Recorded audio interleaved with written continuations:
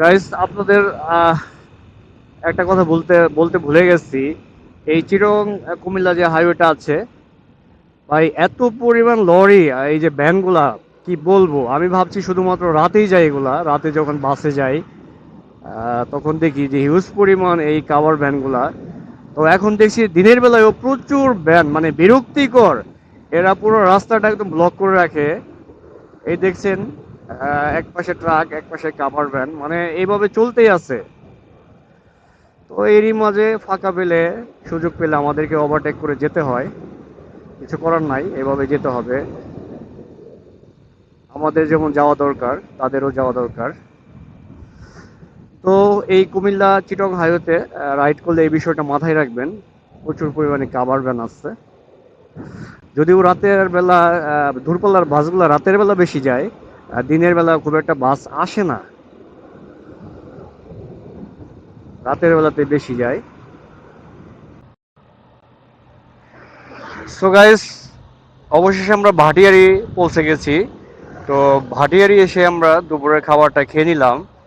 তো এখন আমরা ভাটিয়ারি যে বিএমএ যে রাস্তাটা আছে বাম দিকে, সেই দিকে আমরা অলরেডি ঢুকেছি। তো ভাইদের, এখানকার স্থানীয় ভাইদের কাছে জিজ্ঞেস করলাম। তো ওনারা বললো যে এই রুট দিয়ে আমাদেরকে যেতে হবে বড়দিঘির পাড়। বড়দিঘির পাড় দিয়ে রাউজান হয়ে তারপরে আমাদেরকে যেতে হবে কাপ্তাই রাস্তার মাথায়। তো যেটা আপনাদেরকে সরাসরি লিচু বাগান, কাপ্তাই যে লিচু বাগানটা আছে সেখানে নিয়ে যাবে, কাপ্তাই লিচু বাগানে নিয়ে যাবে। তো আমি আপনাদেরকে আবারও বলছি, ভাটিয়ারি যে বিএমএ রাস্তাটা আছে, এটা সম্ভবত সেনাবাহিনীদের এরিয়া, সম্ভবত সেরকমই মনে হচ্ছে। তো যেটা বলছিলাম, বিএমএ রুট দিয়ে এখন আমরা যাব। প্রথম টার্গেট হচ্ছে বড়দিঘির পাড়। বড়দিঘির পাড় থেকে আমাদেরকে জিজ্ঞেস করতে হবে যে আমরা যাব হচ্ছে কাপ্তাই রাস্তার মাথা, হয়তোবা সেটা রাউজান, রাউজান হয়ে যেতে হবে। তো বাকি আপডেট ইনশাল্লাহ আপনাদেরকে দেব।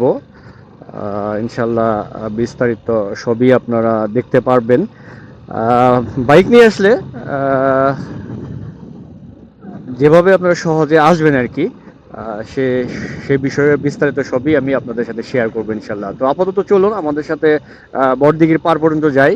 আর আপনাদেরকে আবারও ইনভাইট করছি আমার বান্দরবন ট্যুরের ভিডিওতে। আসলে বান্দরবন, রাঙামাটি, আলীকদম, থানচি সবই দেখব। তো যদিও আমি এই ট্যুরের শিরোনাম দিয়েছি বান্দরবন ট্যুর 2025। তো ভিউয়ার্স, যেটা বলছি, অলরেডি কিন্তু আমরা পাহাড়ের উপরে চলে আসছি। পাহাড়ের যে একটা ছোঁয়া, সেটা অলরেডি কিন্তু পাচ্ছি আর কি। চমৎকার ভিউ আমি দেখতেছি, চমৎকার ভিউ। আর আগেই বলছি যে এটা সেনাবাহিনী সংরক্ষিত এলাকা হয়তোবা। হ্যাঁ হ্যাঁ, লেখা আছে যে সাবধান, সেনাবাহিনী টহল টহল দেয় সবসময়, লেখা আছে এখানে। তো এই যে আমরা আঁকা বাঁকা রাস্তা অলরেডি শুরু হয়ে গেছে। পাহাড়ে একজন বাইকার পাহাড়ে যা চায়, এই যে হাটহাজারি 17 কিলো লেখা আছে। তো আসলে একজন বাইকার পাহাড়ে যা চায় আর কি, তা সবই কিন্তু পেয়ে পেয়ে যাচ্ছে, অলরেডি অলরেডি পেতে শুরু করেছি। ওরে, আমার ডান পাশে খুব সুন্দর লেক, আর ওই যে বড় বড় টিলা পাহাড়। এমনকি আমরা এখন পাহাড়ের উপরে আছি, এই যে একদম একবার নিচে নামছি, একবার উপর দিকে উঠতেছি, এরই মাঝে আছি। এই যে সেনাবাহিনী গাড়ি আছে।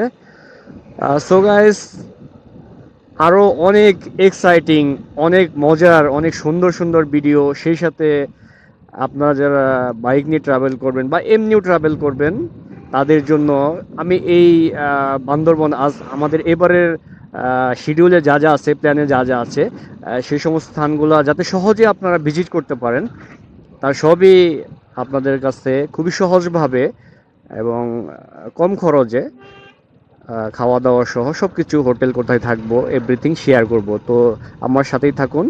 আর ভিডিওগুলো কাইন্ডলি আপনারা শেয়ার করবেন, যাতে আপনার বন্ধুবান্ধবরাও দেখতে পারে এবং ভ্রমণ করতে আসলে যাতে সহজে ভ্রমণ করতে পারে। So let's go.